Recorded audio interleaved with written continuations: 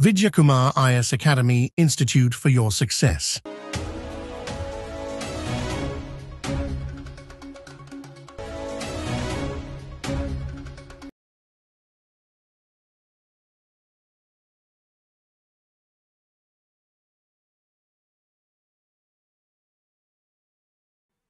Political news தான் இது. நமக்கு எக்ஸாமுக்கு பெருசாக யூஸ் ஆகாது.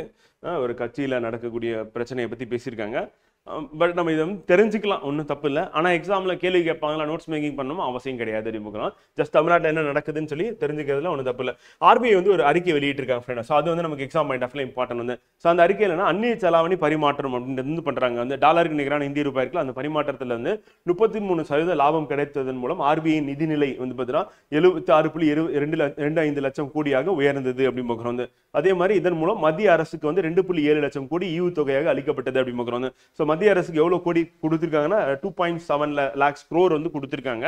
அதே மாதிரி அவங்களுடைய அந்த நிதிநிலை அப்படின்றது எவ்வளவு வந்து இருக்கு அப்படின்னா வந்து பண மதிப்பில் 76.25 லட்சம் கோடியாக உயர்ந்து இருக்குன்னு சொல்லி ஆர்பிஐ வந்து சொல்லியிருக்காங்க.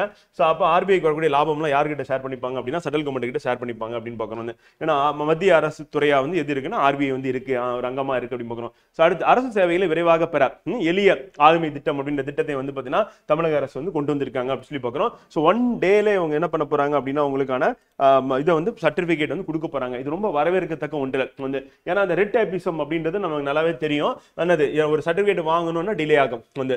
அது ஒரு பெரிய பிரச்சனையாவே இருக்கு அப்படின்னு பார்க்கிறோம். ஸோ அதை வந்து எளிமையாக்குறது அப்படின்றதுக்காக தமிழ்நாடு அரசின் முக்கிய 10 சேவைகளை விரைவாக பெற வகை செய்யும் எளிமை ஆளுமை திட்டத்தை வந்து தொடங்கி வைத்தார் முதல்வர் அப்படின்னு பார்க்கிறோம். ஸோ அரசு நிர்வாக நடைமுறைகளை எளிமையாக்குவதன் மூலம் பொதுமக்கள் இணைய வழியில் அரசு சேவைகளை விரைவாகவும் எளிமையாகவும் பெற நடவடிக்கைகள் எடுக்கப்பட்டுள்ளன. இதன் ஒரு பகுதியாக எளிமை ஆளுமை என்னும் திட்டம் வந்து வகுக்கப்பட்டுள்ளது. இதில் அரசின் முக்கியமான 10 சேவைகள் எளிதில் இணையம் வழியாக பெற முடியும் அப்படின்னு. அப்ப 10 சேவைகளை வந்து எளிதில் இணையம் வழியாக பெற முடியும். அதுவும் ஒரே நாள்ல வாங்குறது அப்படின்றது ஒரு ஆச்சரியமான ஒன்றாக தான் இருக்கு. சுகாதார சான்றிதழா இருக்கட்டும், பொது கட்டட உரிமமா இருக்கட்டும், முதியோர் இல்லங்கள் தொடங்குவதாக இருக்கட்டும், அதே மாதிரி பெண்கள் மகளிர் தங்கும் விடுதிகள் இல்லங்கள் அப்படி சொத்து மதிப்பு சான்றிதழ் வந்து இப்ப தேவையில்லை.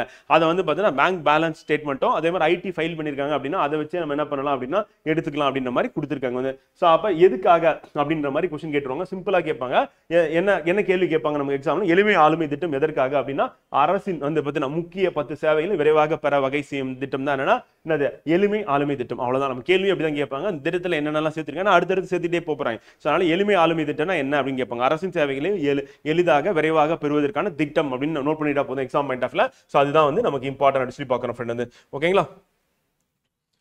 அடுத்து லோக்கல் நியூஸ் தான்.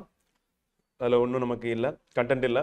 ஸ்ட்ரெயிட்டா நம்ம வந்து வள்ளுவர் கிட்ட போயிட வேண்டியதான், திருவள்ளுவர் கிட்ட போயிட வேண்டியதான். தலைவர் இன்னைக்கு என்ன சொல்லியிருக்காரு, தலைவர் சொல்றாரு இல்லையா, தலையங்கத்தின் மூலியமா ஆசிரியர் வந்து சொல்றாரு, தினமணி ஆசிரியர் சொல்றாரு பார்க்கணும் வந்து. முடிவும் இடையூறும் முற்றியாங்கு எய்தும் படு பயனும் பார்த்து செயலை முடிக்கும் வகையும் வரக்கூடிய இடையூறும் முடிந்த போது கிடைக்கும் பெரும் பயனும் ஆகியவற்றை ஆராய்ந்து செய்ய வேண்டும்.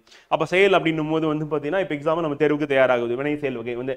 ஸோ அப்ப செயலை முடிக்கும் வகை என்ன வகை அப்படின்னா வந்து இந்த தேர்வுக்கு என்ன தேவை, அந்த குரூப் 4 எக்ஸாமுக்கு தமிழ் படிக்கணும், அடுத்து என்ன தேவை ஜிகே படிக்கணும், அடுத்து என்ன தேவை அப்படின்னா மேக்ஸ் அப்படின்னு சொல்லி இந்த 3 சப்ஜெக்ட் படிச்சு நல்லா தரவா ரிவைஸ் பண்ணணும், டெஸ்ட் ப்ராக்டிஸ் பண்ணணும். அப்படி பண்ணோம்னா நம்ம எக்ஸாம் வெட்டிடலாம். அப்ப வந்து முடிந்த போது கிடைக்கும் பெரும்பயன். பெரும்பயன் அப்படின்னா உங்க பெற்றோர் வந்து பாத்தீங்கன்னா அது உங்களுக்கு முத்தமிட்டு வந்து பாத்தீங்கன்னா தெருவில் வெற்றி பெற்ற அப்படின்னு சொல்லி மகிழ்ச்சி வெளிப்படுத்துவாங்க அப்படின்னு பார்க்கலாம். சோ அப்போ உங்களோட சுற்றத்தார் நண்பர் அந்த தெருவில் இருக்கிறவங்க எல்லாருமே வந்து பாத்தீங்கன்னா பெருமையா அவங்களை பத்தி பேசக்கூடிய நாள் அப்படின்னு விரைவில் வரப்போகுதுன்னு பார்க்கணும்.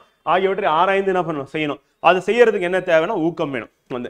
மார்னிங் வந்து காலையில் அலாரம் அடிக்கிறதுக்கு முன்னாடி ஏன் அலாரத்தை ஆஃப் பண்றது, வந்து பார்த்தீங்கன்னா ரெஃப்ரெஷ் ஆகிட்டு உடனே உட்கார்றது, கவன சிதறல் இல்லாமல் ஃபோக்கஸ்டாக வந்து படிக்கிறது, நல்லா ரிவிஷன் பண்றது, அதுக்கப்புறம் வகுப்பு அட்டன் பண்றது, வகுப்பு அட்டன் பண்ணி குறிப்பு எடுத்துக்கிறது, ஏன்னா முக்கியமான பாயிண்ட்ஸ் அண்டர்லைன் பண்றது, பண்ணிட்டு திருப்பி போய்ட்டு உட்காந்து என்ன பண்றது ரிவிஷன் பண்றது. அவ்வளோ உங்க வேலையே என்னன்னு பார்த்தீங்கன்னா ஃப்ரெண்ட் வந்து கிளாஸ்லேயே படிச்சிடுறீங்க, அதுக்கப்புறம் போயிட்டு ரிவிஷன் இது மட்டும் பண்ணிட்டே இருங்க. அவ்வளோதான். டெஸ்ட் வைக்கும் போது டெஸ்ட்ல மாற்றி கேட்பாங்க, அதெல்லாம் கரெக்டாக நுணுக்கமாக வந்து பார்த்தீங்கன்னா நீங்க படிச்சு அதை ஆராய்ந்து என்ன பண்ணும் ஆன்சர் வந்து கொடுக்கறது, ஆன்சர் பண்றது. அவ்வளவுதான். இது ரெண்டும் பண்ணீங்கன்னா போதும்.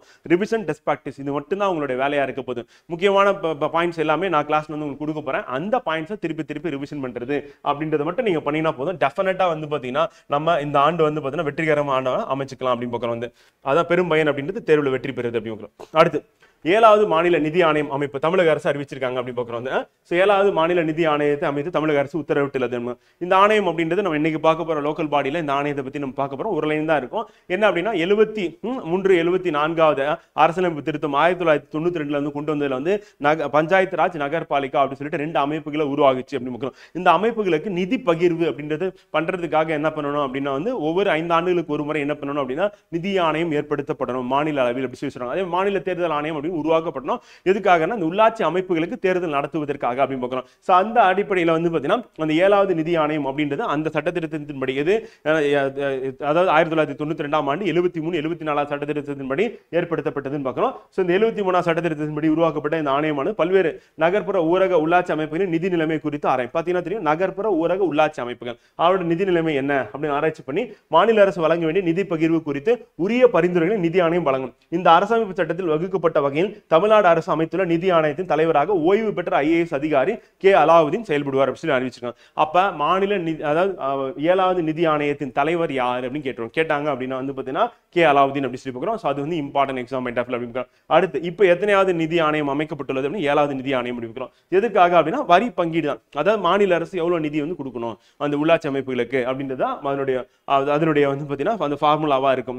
2027ஆம் ஆண்டு ஏப்ரல் 1 தேதியில் இருந்து தொடங்கும் 5 ஆண்டுகளுக்கு பொருந்தும் வகையில் உரிய பரிந்துரைகளை வந்து நிதி ஆணையம் வழங்கும். எதிர்வரும் ஆகஸ்ட் 30ஆம் தேதிக்குள் ஆணையம் தனது அறிக்கையை அளிக்கும் என்று தெரிவிக்கப்பட்டுள்ளது. ஸோ அப்ப என்னன்னா 2027ஆம் ஆண்டு ஏப்ரல் 1ஆம் தேதியிலிருந்து ஆரம்பிக்குது. அப்ப ஆரம்பிக்கிறது அப்படின்னா 28, 29, 30, 31, 32 அப்ப 32 வரை அடுத்த 5 ஆண்டுகளுக்கு வந்து நிதி பகிர்வு எப்படி இருக்குன்னு சொல்லிட்டு இந்த ஆணையம் சொல்லக்கூடிய பரிந்துரை தான் அரசு வந்து செயல்படுத்தும் அப்படின்றதான் அந்த ஆணையத்துடைய அறிக்கையின் முடிவா வந்து இருக்கும் அப்படின்னு பார்க்கிறோம். அதற்கு அடுத்து ஃப்ரெண்ட் புதிய திட்டம் வந்து உழவரை தேடி வேளாண்மை உழவர் நலத்துறை என்னும் திட்டத்தையும் முதல்வர் வந்து மு க ஸ்டாலின் தொடங்கியுள்ளார். உழவரை தேடி வேளாண்மை உழவர் நலத்துறை அப்படின்ற திட்டம் வந்து கொண்டு வந்திருக்காங்க. ஸோ அது நமக்கு எக்ஸாம் பாயிண்ட் ஆஃப் உழவரை தேடி வேளாண்மை உழவர் நலத்துறை வந்து அப்ப துறையை என்ன பண்ணுதுன்னா உழவரை தேடி போகும் அப்படின்றது. தேடி போறது அப்படின்னா என்ன அர்த்தம்னா ஒவ்வொரு தாலுக்காவிலும் வந்து வட்ட அளவில் வந்து பார்த்தீங்கன்னா முகாம் வந்து போடுவாங்க. அப்புறம் ஒரு 2 கிராமங்கள்ல வந்து பார்த்தீங்கன்னா முகாமிட்டு அரசோட திட்டங்களை கொண்டு போயிட்டு உழவர்கிட்ட சேர்க்கிறது அப்படின்னு திட்டத்தை நோக்கம். ஸோ அதை சொல்லியிருக்காங்க. இந்த திட்டம் மூலம் வந்து வேளாண் விரிவாக்க சேவை அரசின் திட்டங்கள் ஆகியன விவசாயிகளின் கிராமத்திலேயே வழங்கப்படும். அந்த திட்டத்துக்கான முகாம்கள் 15 நாட்களுக்கு ஒரு முறை ஒவ்வொரு வட்டத்திலும் உள்ள 2 கிராமங்களில் நடத்தப்படும். அப்ப 15 நாட்களுக்கு ஒரு முறை நம்ம ஒவ்வொரு வட்டத்திலும் 2 கிராமங்கள் தேர்ந்தெடுத்து நடத்த போறாங்க. அதன் மூலமா என்ன பண்ண போறாங்க அப்படின்னா வேளாண் திட்டத்தை உழவருக்கு கொண்டு போய் சேர்க்கிறது அப்படின்னு திட்டத்தோட நோக்கம். திட்டத்தோட பெயர் என்ன உழவரை தேடி வேளாண்மை உழவர் நலத்துறை அப்படின்றத அந்த திட்டத்தோட பெயர் வந்து இது நமக்கு தேர்வு நோக்கில் இம்பார்ட்டன்ட். ஒரு திட்டம் கொண்டு வராங்க அப்படின்னா வந்து அந்த திட்டம் தொடங்கப்பட்ட நாள் வந்து நேற்றைய தினம் வந்து அந்த திட்டம் வந்து யாருக்காக அந்த திட்டத்தோட நோக்கம் என்ன அப்படின்றது நமக்கு தேர்வு நோக்கில் இம்பார்ட்டன்ட். நம்ம மந்த்லி கரண்ட் அஃபேர்ஸ்ல இது கவர் பண்ணிடும். இங்கேயும் நீங்க நோட் பண்ணலாம். அப்படி இல்லைன்னா டைரக்டா என்ன பண்ணலாம் மந்த்லி கரண்ட் அஃபேர்ஸ்ல பாத்துக்கிட்டீங்க அப்படின்னாலும் சரியா இருக்கும் ஃப்ரெண்ட். அவ்வளவுதான் இன்றைய செய்தித்தாள நம்ம காம்படிட்டிவ் எக்ஸாம் பாயிண்ட் ஆஃப் வியூல வந்து பாத்தீங்கன்னா இதுதான் இம்பார்ட்டன்ட் அப்படின்னு சொல்லி பார்க்கிறோம். மற்றபடி வேற ஒன்றும் இல்லை.